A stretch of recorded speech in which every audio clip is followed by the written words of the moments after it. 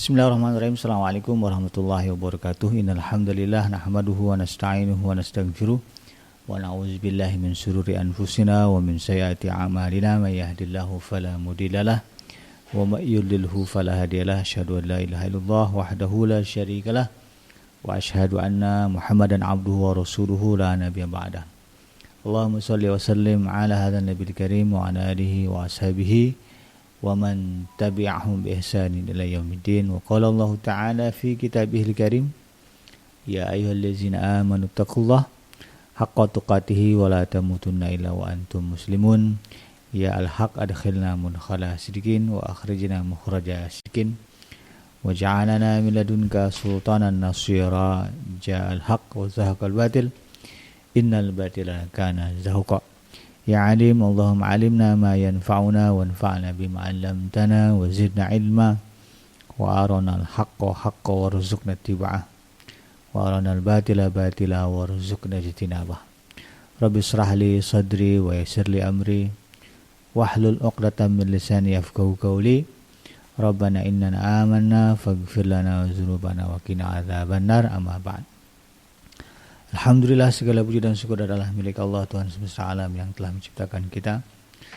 Dan karena rahmat dari Allah, kembali hari ini kita diberjumpakan oleh Allah Subhanahu wa taala di gelombang 104 AM iDream Radio Successful Muslim Family dalam program Mengenal dan Mencintai Keluarga Nabi, di mana insyaallah kita akan coba menyusuri kisah kehidupan orang-orang yang terdekat, yang dekat dengan Rasulullah SAW, dalam upaya kita untuk meningkatkan kecintaan kita kepada Rasulullah, yang memotivasi kita untuk mengamalkan segala sunnah yang diajarkan oleh Rasulullah SAW. Karena dari rasa cinta itulah kita akan termotivasi untuk melakukan berbagai hal. Karena cintalah seorang suami mau melakukan apapun demi istrinya, demi pasangannya. Dan karena cintalah seorang ayah, seorang ibu mau melakukan apapun demi anaknya. Dan karena cintalah kita umat Islam mau melakukan, mengamalkan apapun yang menjadi contoh, yang juga menjadi perintah dari Rasulullah SAW. Tidak lupa kita baca salawat Allahumma shalli ala Sayyidina Muhammad wa ala ali Sayyidina Muhammad dan salam. Assalamualaikum ayuhan Nabi warahmatullahi wabarakatuh. Semoga Allah terima salat dan salam yang kita baca dan dilimpah curahkan kepada para nabi dan para rasul, wabil khusus Rasulullah Muhammad SAW. Dan semoga kita termasuk orang yang akan berbahagia, bisa berjumpa dengan Allah nanti dalam keadaan sejahtera, dijauhkan dari api neraka, dikumpulkan bersama hamba-hamba Allah, dimasukkan ke dalam surganya, dan dipertemukan dengan Rasulullah SAW di tepi sebuah telaga yang sangat indah, di bawah sebuah pohon yang sangat indah, insyaallah. Amin ya rabbal alamin. Sahabat iDream yang dirahmati Allah, melanjutkan kajian kita dalam program Mengenal dan Mencintai Keluarga Nabi. Pada episode sebelumnya kita sudah mengulas tentang pandangan salafus saleh, tentang Ahlul Bait dan juga kedudukan Ahlul Bait. Hari ini kita akan coba ulas mengenai tema penyimpangan terhadap Ahlul Bait. Penyimpangan terhadap Ahlul Bait. Dan sebelum itu ada baiknya kita lihat bagaimana sesungguhnya kelompok Ahlus Sunnah wal Jamaah, karena inilah kelompok yang diklaim oleh Rasulullah SAW sebagai kelompok yang satu yang dijanjikan untuk masuk ke dalam surganya Allah Subhanahu Wa Taala, di tengah banyaknya kelompok-kelompok yang menamakan, menyebut, menganggap, mengklaim dirinya adalah umat Islam. Nah, bagaimana sesungguhnya prinsip Ahlus Sunnah wal Jamaah terhadap Ahlul Baitnya Rasulullah SAW secara umum? Dalam masalah agama, Ahlus Sunnah wal Jamaah, kita lihat selalu berprinsip berpegang kepada kaidah wasatiyah atau pertengahan. Jadi tidak lalai tetapi juga tidak melampaui batas. Ini yang wasatiyah Nah, Ahlussunnah wal Jamaah tidak mengatasnamakan kecintaan terhadap Ahlul Bait sebagai alasan untuk bersikap ghulu ya, atau berlebih-lebihan dalam mencintai mereka yang diklaim sebagai Ahlul Bait Rasulullah sallallahu alaihi wasallam. Dalam urusan syariat. Ya. Karena kan agama kita ini berdiri di atas syariat, dan syariat itu sudah ditetapkan oleh Allah dan Rasulnya. Dan Ahlussunnah wal Jamaah dalam hal ini ya, atas nama cinta ya, tetapi tidak berlebih-lebihan ya, dalam urusan syariat yang berkaitan dengan bagaimana bersikap atau menyikapi ya, Ahlul Bait Rasulullah SAW. Misalnya ya, menganggap ya, mereka Ahlul Bait Rasulullah SAW maksum ya, atau hanya boleh mengambil sumber agama dari mereka saja ya, kan ada kelompok-kelompok yang mengklaim demikian. Karena cintanya kepada Ahlul Bait melampaui batas syariat ini ya, dengan menyebut bahwa Ahlul Baitnya Rasulullah itu maksum. Padahal kita ya dalam pemahaman Ahlussunnah wal Jamaah yang maksum itu hanya para nabi dan rasul. Di luar itu tidak ada yang maksum. Kemudian mengambil agama hanya dari sumber Ahlul Bait ya, sehingga mengabaikan ulama-ulama di luar Ahlul Bait. Padahal kita tahu ya, ulama-ulama itu ya yang masyhur juga banyak di luar kelompok yang diklaim sebagai Ahlul Baitnya Rasulullah sallallahu alaihi wasallam. Jadi kalau begitu semakin sempit ruangnya gitu. Ya, ngaji ya atau belajar agama hanya kepada Ahlul Bait saja. Atau juga ya tidak seperti kaum yang dikenal dengan istilah nawasib.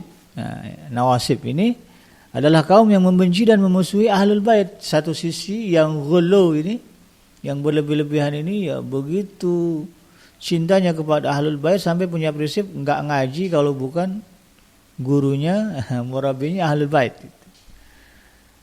Ya, sampai meyakini Ahlul Bait itu maksum. Nah, gitu ya. Nah, itu yang berlebihan. Ada juga yang ekstrim kiri ya, ekstrim kiri gitu ya, yang justru malah membenci dan memusuhi mereka yang diklaim sebagai Ahlul Baitnya Rasulullah sallallahu alaihi wasallam.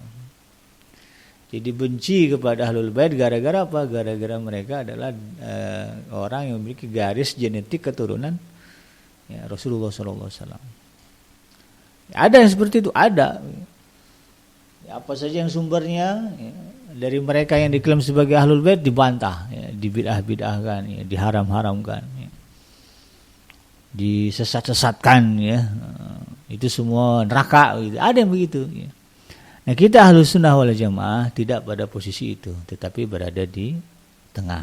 Nah, maka dalam hal ini ya, terkait dengan bagaimana Ahlussunnah wal Jamaah memuliakan Ahlul Bait ya, menghormati dan mencintai mereka, nah, itu disesuaikan dengan ya, apa yang disebutkan digariskan oleh Al-Quran dan Sunnah. Nah, itu prinsipnya Ahlussunnah wal Jamaah.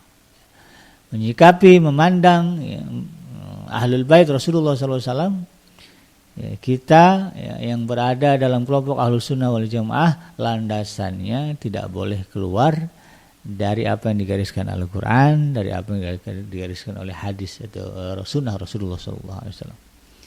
Ya, patokannya ya, apapun yang kita lakukan, pandangan apapun yang kita lontarkan kepada Ahlul Bait ya, maka landasan utamanya adalah firman Allah Subhanahu wa taala dan sunnah dari Rasulullah SAW. Di luar itu kita tidak lakukan ya, kita tidak buat, kita tidak yakini. Misalnya maksum ya, apa ayat Quran yang mengatakan Ahlul Bait itu maksum ya, tidak ada. Atau hadis, adakah Rasulullah SAW menyebut ya Ahlul Bait itu, ya Ahlul Baitnya Rasulullah itu maksum sebagaimana maksumnya beliau sebagai seorang nabi? Kan tidak ada juga itu. Kalaupun ada ya hadis itu dicurigai sebagai hadis palsu. Ini yang kemudian kita harus pahami. Apalagi yang kemudian ekstrim jadi ya.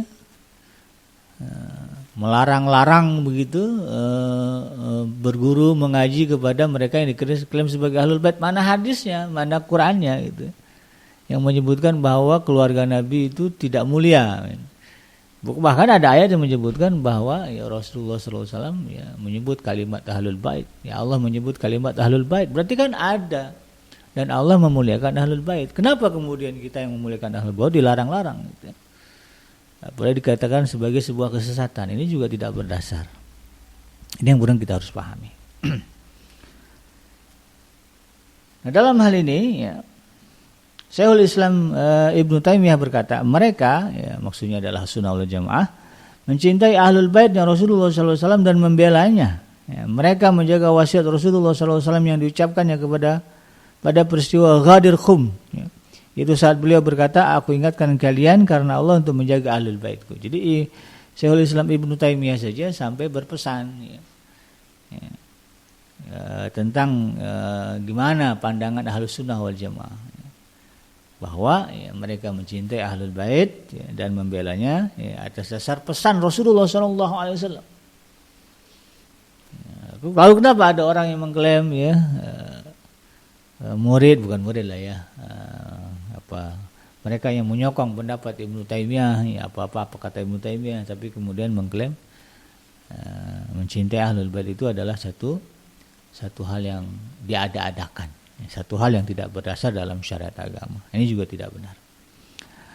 Imam Ibnu Katsir mengatakan ya, kami tidak mengingkari wasiat-wasiat terhadap ahlul bait, ya, itu ya, menjaga keluarga Rasulullah SAW. Juga tidak mengingkari wasiat perintah berbuat baik kepada mereka dan menghormati mereka ahlul bait. Mereka lah keturunan yang suci yang lahir dari keluarga yang paling mulia di muka bumi. Keutamaannya, kedudukannya dan silsilahnya, apalagi jika mereka mengikuti, menjalankan, mengamalkan sunnah Nabi ya kakek mereka yang sahih dan jelas sebagaimana sikap para pendahulu mereka seperti Al-Abbas ya, kemudian Ali ya, Sayyidina Ali bin Abi Thalib ya, beserta keluarganya dan anak keturunannya. Semoga Allah merahmati mereka seluruhnya. Jadi Imam Ibnu Katsir dalam hal ini juga punya pandangan yang jelas ya, pandangan yang moderat ya, terkait dengan ahlus sunnah, terkait dengan ahlul baitnya Rasulullah Sallallahu Alaihi Wasallam. Ya, karena wasiat Rasulullah, karena kecintaan kita kepada Rasulullah, maka kita mencintai dan menjaga, membela mereka yang diklaim atau kita yakini gitu ya, sebagai ahlul baitnya Rasulullah Sallallahu Alaihi Wasallam. Apalagi kalau kemudian yang kita bela, yang kita sayangi, yang kita cintai, yang kita ikuti ya, dari ahlul bait Rasulullah ini betul-betul nampak dan terlihat bagaimana kesungguhan mereka mengamalkan syariat Islam, kesungguhan mereka menjalankan apa yang diajarkan oleh kakek moyang mereka Rasulullah SAW. Bagaimana mereka menjaga sikap, bagaimana mereka terdepan ya di dalam mengamalkan sunnah Rasulullah ya, yang berkaitan dengan kemaslahatan ummah. Ya, bagaimana mereka sebagai wanita ahlul bait Rasulullah menjaga, menutup aurat begitu kan? Ya, apalagi terdepan dalam urusan ilmu. Ya, apalagi yang seperti ini ya, lebih layak lagi untuk kemudian kita bela, kita cintai ya, karena kecintaan kita kepada Rasulullah Sallallahu Alaihi Wasallam. Nah, itulah ya pandangan dari Ahlus Sunnah wal Jamaah. Ya, mudah-mudahan kita memiliki pandangan yang sedemikian rupa. Kalaupun ada melenceng-melenceng ya kita perbaiki lah ya, kita luruskan, jangan sampai ada kesalahan-kesalahan. Nah, kembali kepada tema kita, bahwa ada sekelompok orang yang kemudian yang memandang ahlul bait dengan penyimpangan, yang memandang ahlul bait dengan kesesatan. Nah, dalam pembahasan ini ya terkait dengan bagaimana adanya orang-orang yang menyimpang ya, atau memilih kesesatan ya, di dalam memperlakukan ahlul bait ya. Nah, ini menjadi masalah ya. Dan yang menjadi masalah adalah bukan tentang mencintai ahlul baitnya gitu. Kalau bab cinta ya semua sepakat lah ya. Yang Ahlus Sunnah wal Jamaah, yang kemudian juga ya Syiah ya sama sepakat kalau bab mencintai begitu ya. Bagaimana seharusnya kita mencintai ahlul bait Rasulullah SAW, itu sepakat. Mereka adalah orang yang mulia, orang mulia itu sekalipun tidak ada nasab atau keturunan dengan Rasulullah SAW, tetap kita harus muliakan begitu. Apalagi kemudian ya mereka punya silsilah ya, garis kemuliaan sampai kepada Rasulullah SAW. Nah, yang jadi persoalan bukan masalah cintanya, bukan masalah mencintainya, ya, karena itu kan diperintahkan oleh Allah dan Rasulnya. Yang menjadi masalah adalah adanya berbagai penyimpangan yang dilakukan oleh orang-orang yang berlindung di balik alasan mencintai Ahlul Bait Rasulullah sallallahu alaihi wasallam. Kalau ditanya kenapa begini nih? Kita kenapa harus melakukan ini? Padahal kalau dilihat begitu ini nggak sesuai dengan syariat begitu kan? Nggak ada juga keterangan dalam syariat yang mainstream begitu kan? Yang utama. Tapi dibilangnya ada. Udah ikut aja. Kamu cinta nggak sama Nabi kamu? Kamu cinta nggak sama Rasulullah? Nah, kalau udah begitu ceritanya, nah ini yang kemudian jadi masalah.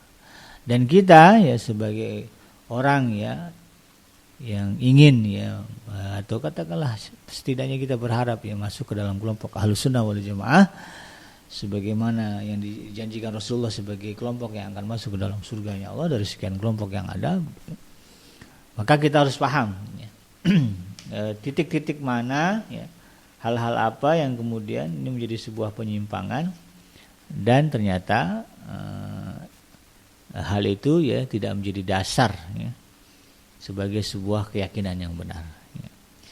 Apa saja penyimpangan yang umum ya, kita bicara yang umum saja lah. Kalau berbicara yang khusus-khusus banyak sebetulnya ya. Bagaimana pandangan ya yang salah ya terkait dengan Ahlul Bait Rasulullah SAW. Yang umum itu ada dua hal ya, yang biasa muncul ya di tengah-tengah umat Islam ya. Pada hari ini juga kita bisa lihat. Adalah yang pertama keyakinan bahwa Ahlul Bait ya, khususnya Sayyidina Ali, Sayyidina Hasan dan Sayyidina Husain ya keturunannya. Tapi wabil khusus kepada yang tiga ini yaitu Sayyidina Ali, Sayyidina Hasan dan Sayyidina Husain adalah maksum. Nah, ini adalah penyimpangan yang pertama yang ya begitu santer ya, terdengar kemudian menjadi doktrin ya di kalangan-kalangan tertentu yang menyebutkan bahwa Sayyidina Ali, Sayyidina Hasan, Sayyidina Husain itu maksum. Bahkan ada yang menyebut ya keturunannya yang jadi imam-imam gitu ya. Kalau di Syiah maksum juga. Ya, ini salah ya. Yang kedua adalah keyakinan bahwa Ahlul Bait, ya, mereka Ahlul Baitnya Rasulullah SAW adalah orang-orang yang mengetahui hal-hal yang gaib. Nah, ini juga kemudian harus kita luruskan lagi. Berdasarkan apa yang disebutkan Allah Subhanahu Wa Taala di dalam Al-Quran dan juga di dalam hadisnya Rasulullah SAW. Yang pertama ini terkait dengan keyakinan bahwa yang disebut Ahlul Bait Rasulullah SAW wabil khusus ya tiga orang utama yaitu Sayyidina Ali, Sayyidina Hasan, Sayyidina Husain adalah orang-orang yang maksum. Nah ini jelas keliru ya. Ini jelas sebuah kesalahan, penyimpangan dan kesesatan karena jelas tidak ada satupun dalil ya yang jelas, yang tegas, bahkan yang samar juga nggak ada sebetulnya. Apalagi yang jelas dan tegas ya. Yang menunjukkan bahwa mereka ya, yaitu Sayyidina Ali dan Sayyidina Husain serta Sayyidina Hasan adalah orang yang maksum. Ya, sebagaimana maksumnya terjaganya ya diri mereka dari dosa dan kemaksiatan. Ya, seperti maksumnya para nabi dan para rasul. Itu tidak ada. Bahwa mereka ya Sayyidina Ali, Sayyidina Hasan, Sayyidina Husain adalah orang yang memiliki kesalehan dan ketakwaan, nah itu memang kita benarkan. Karena itulah yang ditunjukkan di dalam sejarah, di dalam kaulnya para sahabat ya, ucapan para sahabat yang bergaul dengan mereka. Dengan Sayyidina Hasan, dengan Sayyidina Ali, Sayyidina Husain, Sayyidina Hasan, Sayyidina Husain. Mereka yang menyaksikan bagaimana kesalehan ya, tiga orang ini ketika mereka hidup begitu. Dan itu semua ya, menunjukkan ya, bagaimana orang-orang ya, beliau-beliau ini ya, Sayyidina Ali, Sayyidina Hasan, Sayyidina Husain itu adalah orang-orang yang memiliki kemuliaan derajat karena ketakwaan sebagaimana ya, yang dijanjikan oleh Allah Subhanahu Wa Taala ya, dan juga menjadi perintah ya, inna akramakum indallahi atqakum. Ya, ini berlaku juga buat Ahlul Bait. Gitu. Yang paling mulia di antara kalian adalah yang paling bertakwa kepada Allah.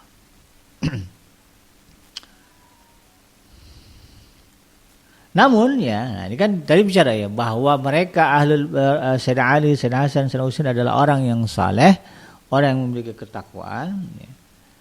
Tetapi bukan berarti mereka adalah orang yang maksum seperti maksumnya para nabi begitu ya. Nah, dan seringkali kelompok ini yang menyebut atau mengklaim kemaksuman 3 orang tadi dan juga ahlul baitnya dan juga orang-orang yang mereka anggap ya sebagai pemimpin atau imam ya dalam hal ini memiliki kemaksuman, itu mereka berpegang kepada itu tadi ayat yang utama terkait dengan ahlul bait surah Al-Ahzab ayat yang ke-33 ya. Innama yuridullahu liyudhiba ankum rijsa ahlul bait wa yutahhirukum tathira. Ini katanya ya dasar yang menyebutkan bahwa mereka ahlul bait itu dijaga oleh Allah Subhanahu wa taala dari segala dosa dan kesalahan sehingga mereka disebut sebagai orang-orang yang maksum. Nah, ayat ini dijadikan sebagai dalil kemaksuman ahlul bait dan ini adalah sebuah kelemahan dan kesalahpahaman gitu.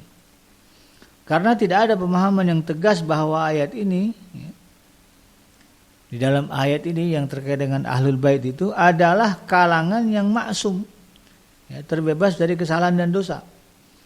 Ada beberapa alasan disebutkan ulama tafsir ya tentang berkaitan dengan ayat tersebut ya.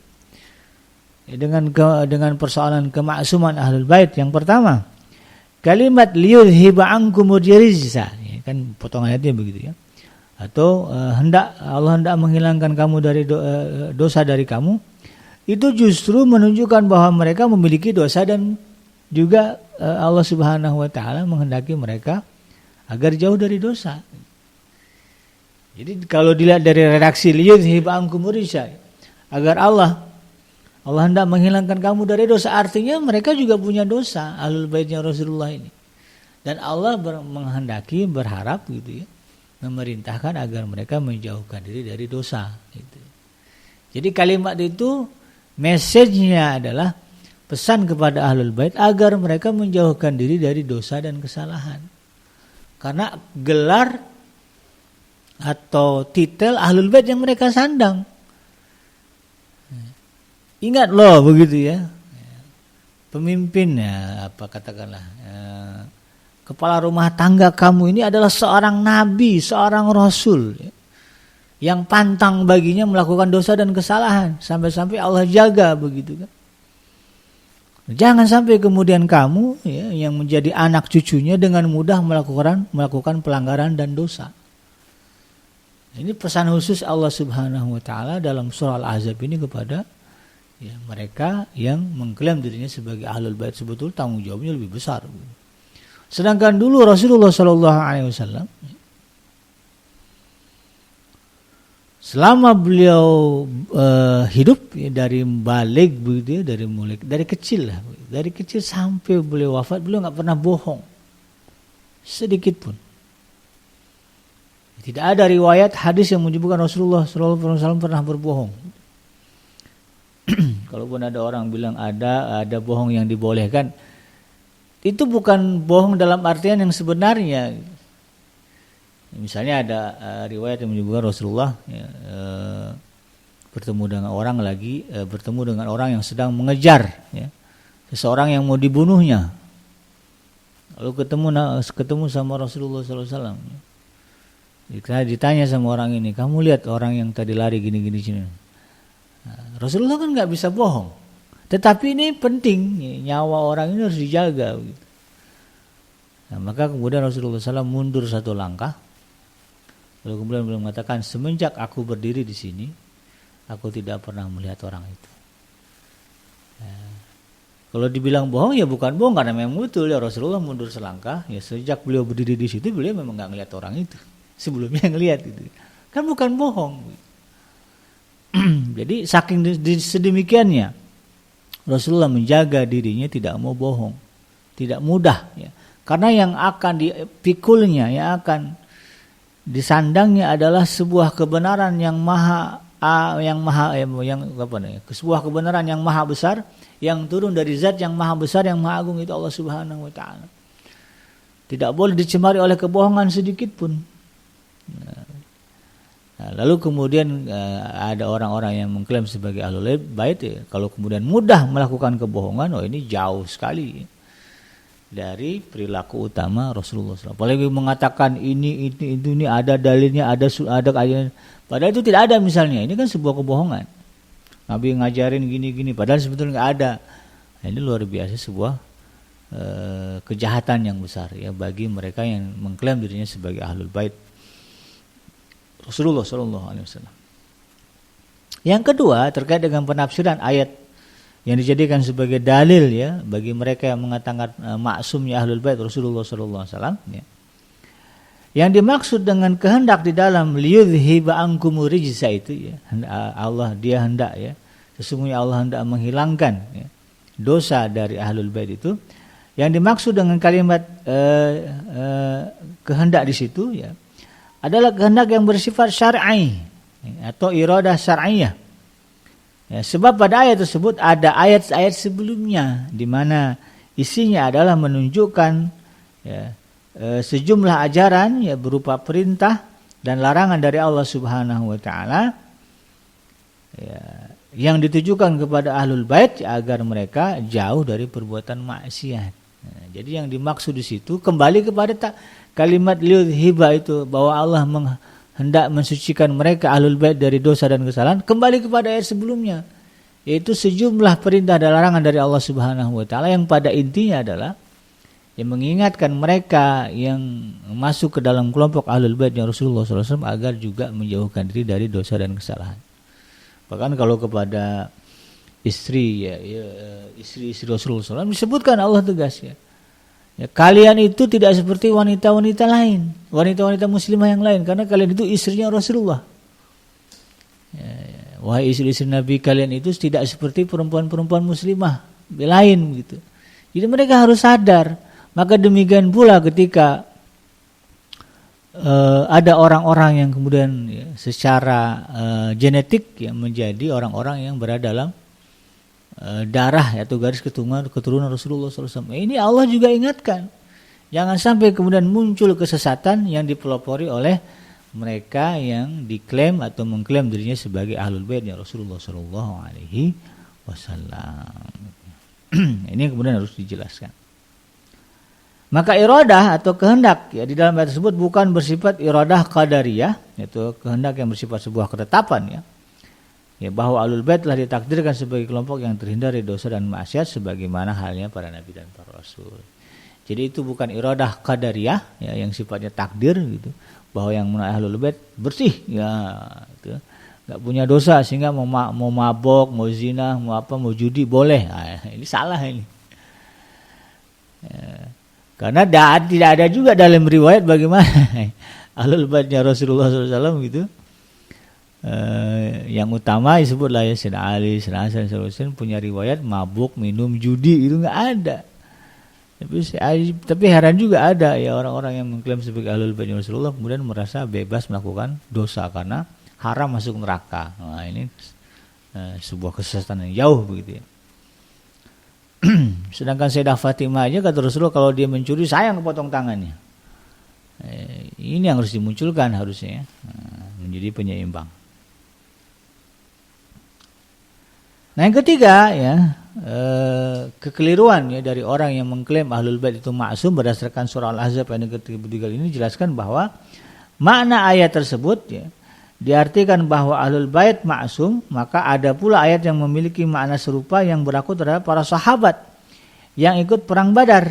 Nah, jadi kalaulah ayat surah Al-Ahzab ayat yang ke-33 ini ya yang mengatakan bahwa sesungguhnya Allah bermaksud hendak menghilangkan dosa dari kamu hai ahlul bait dan membersihkan kamu sebersih-bersihnya ya. Wa yutahhirukum tathira ya agar kamu bersih sebersih-bersihnya.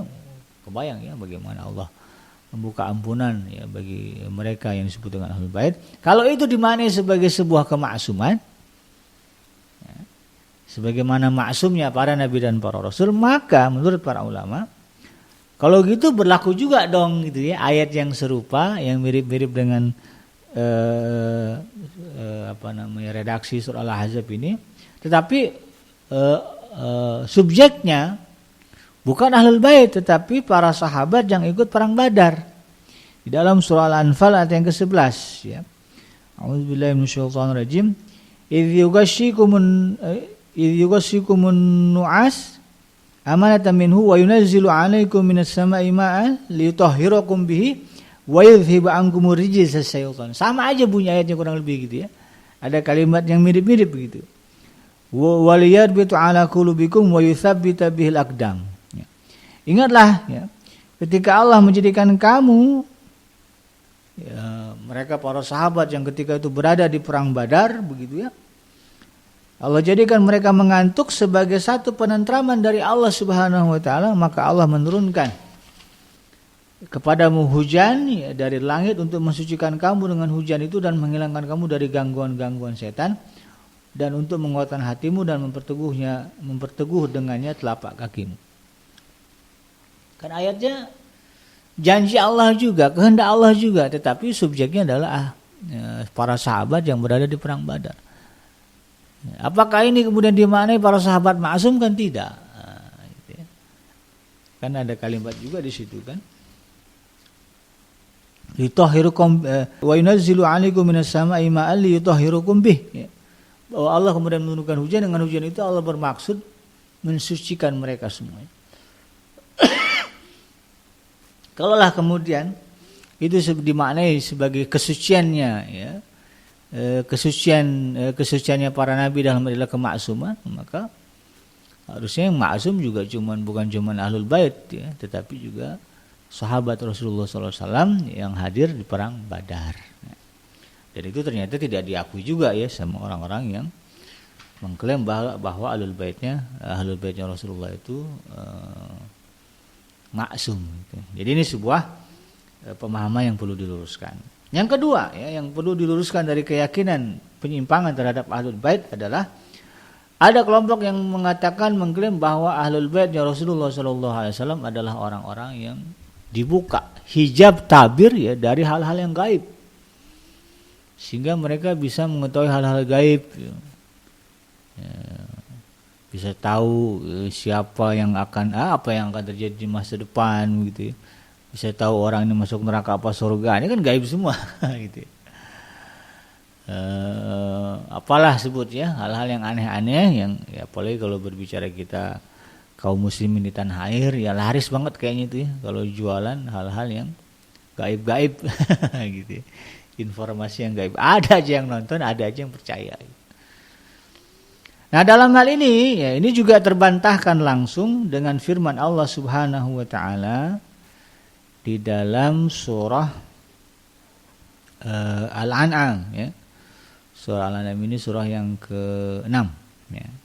Surah yang ke-6 ayat yang ke-59 ya. Disebutkan di situ bahwa Allah Subhanahu wa taala berfirman, a'udzubillahi minasyaitonirrajim. Bismillahirrahmanirrahim. Wa indahu mafatihul ghaibi la ya'lamuha illahu. Wa ya'lamu ma fil barri wal bahr. Wa ma tasqutu min waraqatin illa ya'lamuha wala habbatin fi dhulumatil ard wala ratbin wala yabisin illa fi kitabim mubin. Kunci-kunci semua yang gaib itu kata Allah Subhanahu wa taala ada padanya. Tidak ada yang mengetahuinya selain Allah Subhanahu wa taala. Dia mengetahui apa yang ada di darat dan di laut, tidak ada sehelai daun pun yang gugur ya. Wa ma tasqutu min waraqah ya, tidak ada sehelai daun pun yang jauh illa ya'lamuha, kecuali Allah tahu. Detailnya Allah, daun yang gugur aja Allah tahu. Mungkin kita lihat ada bunga yang tanaman yang kecil-kecil itu, daunnya gugur Allah tahu. Wala habbatin fi zulumati, bahkan kalaupun ada begitu ya benih biji gitu ya yang kemudian berada di dalam kegelapan bumi itu, kalau kita nggak bisa ngeliat tuh gelap banget gitu, Allah tahu gitu. Wala ratbin ya, dan tidak pula sesuatu yang basah ya, wala yabis ataupun yang kering. Karena ada bagian-bagian bumi, bagian tubuh kita yang kering, bagian tubuh kita yang basah, yang tersembunyi ya dari pandangan makhluk manapun Allah tahu. Ya, illa fi kitabim mubin, dan semuanya itu ya, ada di dalam kitab yang nyata atau Lauhul Mahfuz. Di dalam surah An-Naml ayat yang ke-65, surah An-Naml ini surah yang ke-27 ya. An-Naml itu surah An-Naml itu sendiri semut artinya. Ayat yang ke-65. Ayat yang ke-65. Allah Subhanahu wa taala berfirman, a'udzubillahi minasyaitonir rajim. Ini sebagai penguat ya, dari apa yang Allah firman dalam surah Al-An'am ayat yang ke-59. Allah mengatakan kul la ya'lamu man fis samawati wal ard kul la ya'lamu man fis samawati wal ardil ghaiba illallah ya.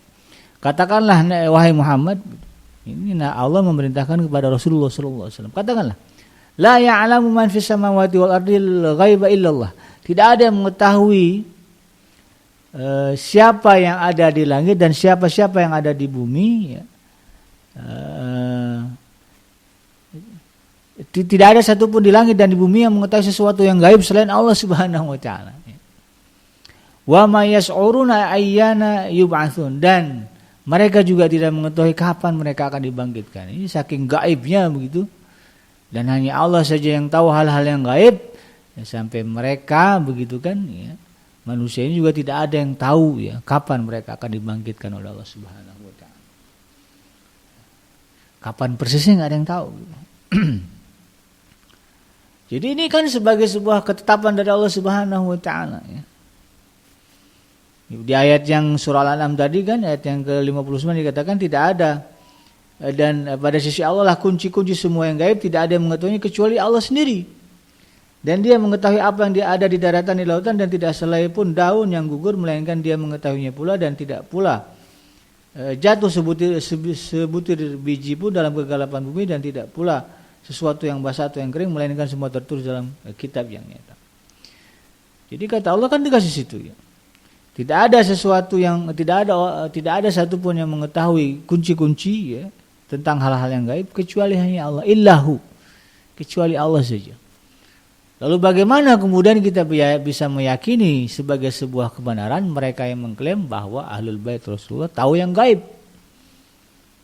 Nah, Allah sudah tegaskan yang tahu, yang mengetahui ya hal-hal yang gaib itu hanya Allah Subhanahu wa taala. Jadi kalau ada orang bilang kamu tahu, wah, itu tuh ya Habib itu gitu ya. Kalau ketemu dia bisa tahu dia ya dosa kita ini apa aja. Bagaimana? Ya. Sekasap-kasapnya begitu ya. Kalau sudah masuk ke wilayah yang gaib ya, kalau merujuk kepada ayat ini kita wajib tidak percaya. Karena Allah menegaskan tidak ada sesuatu pun yang tahu yang gaib ya kecuali hanya Allah Subhanahu wa taala. Ya, bahkan ditegaskan lagi ya di dalam surah Al-An'am ini ayat yang ke-65. Qul katakanlah Muhammad la ya'lamu man fis samawati wal ardil ghaiba illallah. Tidak ada yang mengetahui yang gaib itu yang di langit dan di bumi kecuali Allah. Yang di langit dan di bumi. Berita langit itu kan surga, neraka begitu kan. Kiamat itu semua Allah tuh. Semua yang langit-langit, yang di bumi ya, apa dosa yang kita lakukan gitu ya, maksiat apa yang kita sukai gitu ya, kapan mati ya, itu semua kan gaib gitu ya. Ada bencana tuh itu semua adalah ketetapan dari Allah Subhanahu wa taala. Ini Covid-19 begitu, ada juga ya cerita-cerita orang, Habib ini tahu ya akan terjadi Covid-19 ya. Nah, ini menjadi sebuah peringatan kepada kita. Bahkan Rasulullah Shallallahu Alaihi Wasallam yang lebih mulia dari Ahlul Bait sekalipun ya, juga tidak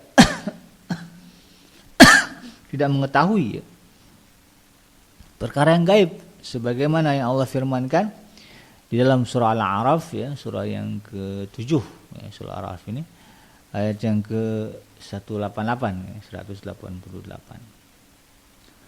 Jadi kalau ada orang mengklaim ya Ahlul Bait itu tahu hal-hal yang gaib, nah, sementara bagaimana nih ya, dengan kenyataan di dalam surah Al-A'raf ayat yang ke-188 ya, yang dimana ini adalah ucapan Rasulullah SAW yang termaktub di dalam Al-Quran.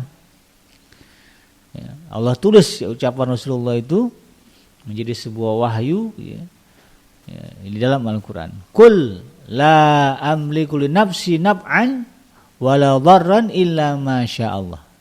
Katakanlah hai Nabi Muhammad, aku tidak kuasa mendatangkan manfaat ataupun menolak mudarat bagi diriku. Ya. Jadi semuanya kembali kepada kehendak Allah begitu kan. Nabi mengatakan demikian. Mau bahaya, mau mudarat, mau bahaya, mau yang manfaat. Semuanya itu kehendak Allah ya. Saya sendiri tidak bisa mendatangkan itu semua. Walau kuntu a'lamul ghaiba, ya seandainya, ya kecuali kata Rasulullah SAW, apa yang Allah kehendaki. Ya, walau kuntu a'lamul ghaiba, seandainya aku mengetahui yang gaib, kata Rasulullah SAW, lastakthartu minal khair. Niscaya aku akan berbuat kebajikan sebanyak-banyaknya, kata Rasulullah SAW. Wama masanya su, dan tentu aku tidak akan terjerumus tidak akan tertimpa oleh keburukan atau kejahatan. Ana ila nadhiru wa basyiru liqaumi yu'minun. Aku, kata Rasulullah SAW, hanyalah pemberi peringatan dan pembawa berita gembira bagi kaum yang beriman. Nah, ini sebuah penegasan dari Rasulullah SAW dan menggunakan bahasa logika. Ya. Aku tidak berkuasa menarik kemanfaatan bagi diriku dan menolak kemuratan ini kecuali yang dikehendaki Allah. Jadi aku kata Rasulullah, di hadapan Allah yang lemah. Tidak ada punya kekuasaan apapun, itu semua adalah kehendak Allah Subhanahu wa taala. Dan seandainya aku mengetahui yang gaib, tentulah aku akan membuat kebaikan sebanyak-banyaknya. Jadi kalau Nabi tahu yang pas ya, tentang yang gaib gitu kan, tahu masa depan gitu ya. Apalagi hal yang gaib-gaib lah, tentu Nabi akan mendahulukan memperbanyak kebaikan buat dirinya untuk mencegah keburukan itu. Misalnya gitu kan, Nabi tahu nih misalnya puncak dari penolakan kaum muslim ini, ya beliau akan dibunuh ya sebelum hijrah begitu. Kalau udah terbayang sebelumnya begitu itu akan terjadi, waktu itu Rasulullah sudah mengantisipasi begitu. Ya, adanya penolakan ya, boikot ya. Boikot dari kaum kafir gitu kepada Bani Hashim ya. Sampai kemudian kaum muslimin banyak yang sakit ya gara-gara kelaparan ya, karena memang mereka tidak dibolehkan untuk mendapatkan akses pangan begitu ya, dari jual beli sekalipun begitu. Ya, sampai Sayyidah Khadijah di dalam riwayatnya itu menjadi sakit ya. Ya, karena kekurangan pasokan makanan ya, sampai akhirnya menemui ajalnya. Ya, dan itu tahun itu disebut tahun kesedihan, Amul Huzn. Ya, kalau Rasulullah tahu begitu kan, dia bisa saja begitu kan. Nah, beliau melakukan pencegahan agar kemudian itu tidak terjadi. Tapi kan itu gelap. Nah, tidak diketahui oleh Rasulullah SAW. Dan hanya hal-hal yang dikehendaki Allah lah untuk kemudian dikabarkan kepada Nabi. Nah, di luar itu ya kalau Allah tidak mengabarkan kepada Rasulullah apa yang akan terjadi di masa akan datang, maka Rasulullah kemudian tidak tahu juga. Sebagaimana yang Rasulullah katakan tadi ya, seandainya aku mengetahui yang gaib, tentulah aku akan membuat kebaikan ya, kebajikan sebanyak-banyaknya, dan aku tidak ditimpa kemudaratan begitu kan. Dia bisa dicegah kan begitu. Ya. Maka ini menjadi sebuah bantahan ya terkait mereka yang kemudian mengklaim ya Ahlul Bait itu tahu yang gaib, ya hati-hati kamu gitu ya. Ngomong jangan sembarangan. Iyalah kalau ngomong jangan sembarangan memang iya, tetapi kalau dikaitkan dengan Habib ini tahu gitu ya siapa kita gini. Nah, ini agak berlebihan ya. Agak berlebihan, nah ini yang harus kita hindari. Ya, memuliakan mereka, menghormati mereka sebagai orang alim ya. Meminta nasihat kepada mereka karena kesalahan dan keluasan ilmu mereka, penting gitu. Bib, gimana ini Bib ya?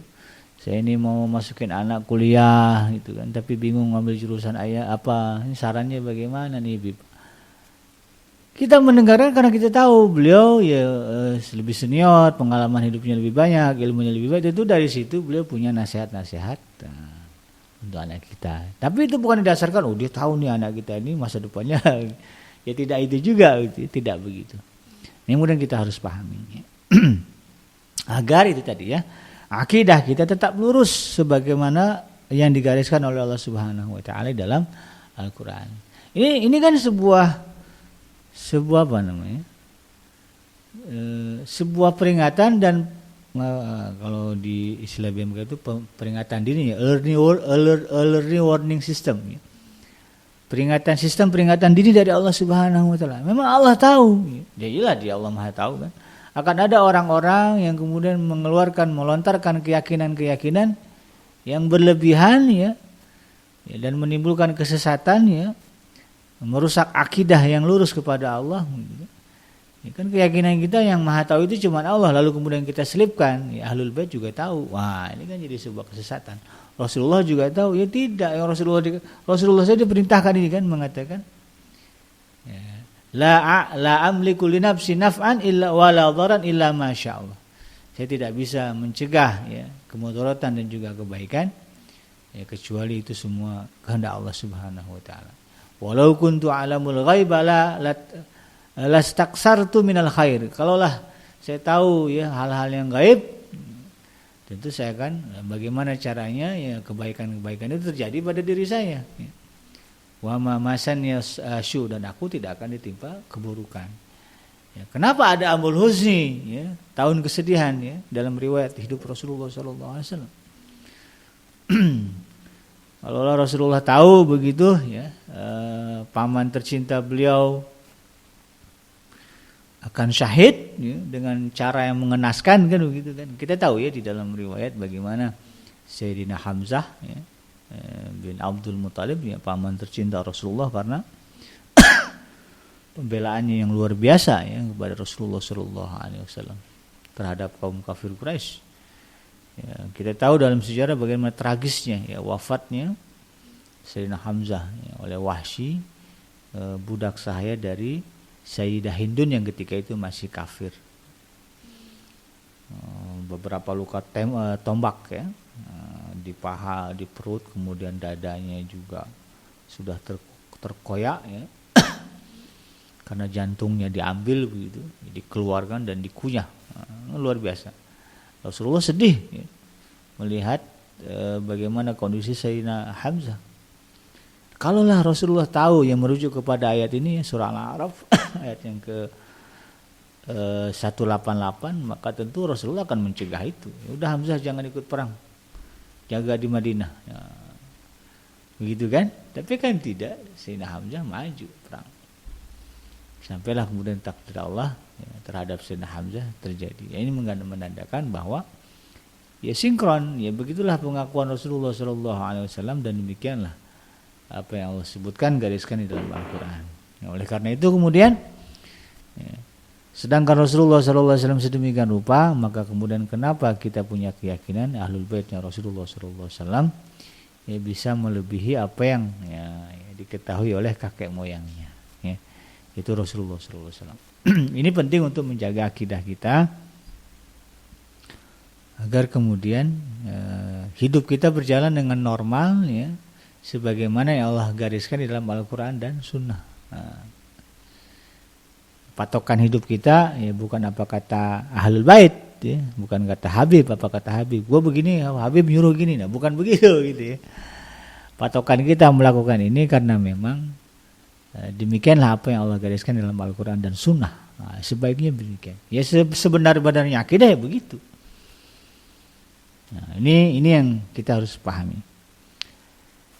Maka ya ini menjadi sebuah kejelasan ya bahwa keyakinan ya, bahwa Ahlul Bait merupakan satu-satunya jalur periwayatan hadis yang boleh diterima.